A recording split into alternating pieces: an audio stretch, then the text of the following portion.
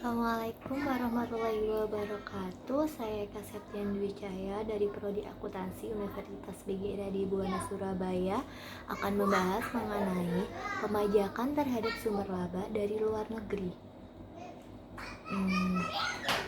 Setiap negara mengklaim hak untuk mengenakan pajak terhadap laba yang dihasilkan di dalam wilayahnya.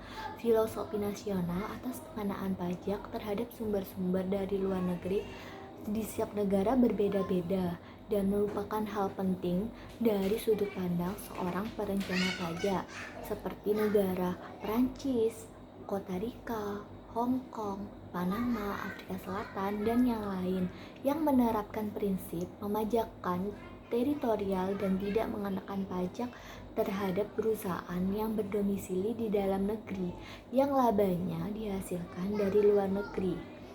Hal ini mencerminkan bahwa gagasan beban pajak perusahaan afiliasi luar negeri harus setara dengan pendapatan dari dalam negeri, atau bisa disebut dengan setara dengan para pesaing lokalnya.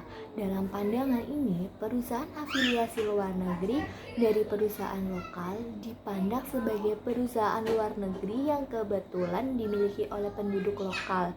Kebanyakan seperti negara Australia, Brazil, Republik Ceko, Jerman, Jepang, dan yang lainnya yang menerapkan prinsip seluruh dunia dan mengenakan pajak terhadap laba prinsip seluruh dunia atau terhadap laba pendapatan perusahaan dan warga negara di dalamnya tanpa dilihat dari wilayah negaranya.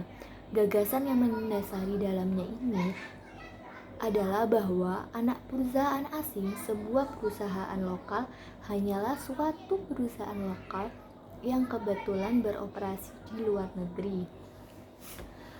Setelah saya menjelaskan tadi, saya akan membahas selanjutnya mengenai kredit pajak luar negeri, pembatasan kredit pajak, perjanjian pajak. Kredit pajak luar negeri merupakan kredit pajak luar negeri yang dapat dihitung sebagai kredit atas pajak langsung penghasilan yang dibayarkan atas laba cabang atau anak perusahaan dan setiap pajak yang dipungut dari sumbernya, seperti dividen, bunga, royalti yang dikirim kembali kepada investor domestik. Kredit pajak juga dapat diperkirakan jika jumlah pajak penghasilan luar negeri yang dibayarkan tidak terlampau jelas. Yang dimaksud ketika anak perusahaan luar negeri mengirimkan sebagian laba yang bersumber dari luar negeri kepada induk perusahaan domestik.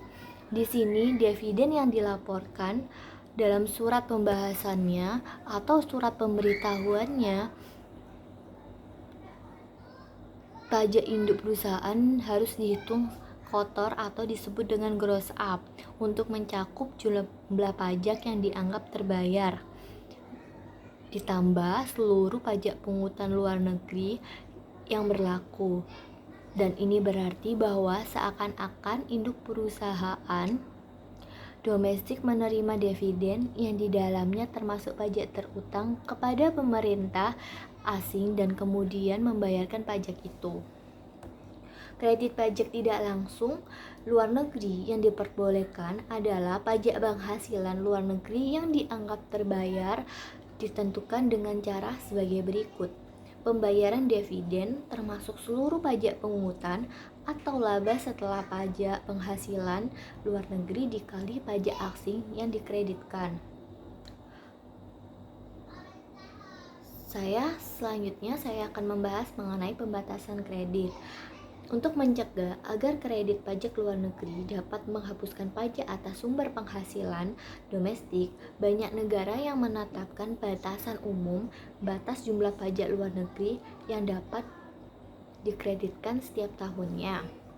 Contoh, Amerika Serikat membatasi kredit pajak pada proporsi pajak Amerika Serikat yang menyamakan rasio sumber penghasilan luar negeri kena pajak dari pembayaran pajak terhadap laba kredit pajak di seluruh dunia selama tahun itu. Alpha Company memperoleh pendapatan kena pajak sebesar $2.000 dari sumber luar negeri dan $3.000 dari sumber Amerika Serikat. Kredit pajak luar negerinya adalah mana yang lebih rendah antara pajak penghasilan luar negeri yang dibayarkan atau pembatasan kredit pajak luar negerinya. Batasan kredit pajak luar negeri, penghasilan kredit pajak sumber nilai negeri sumber luar negeri dibagi pajak penghasilan seluruh dunia dikali pajak AS sebelum kredit.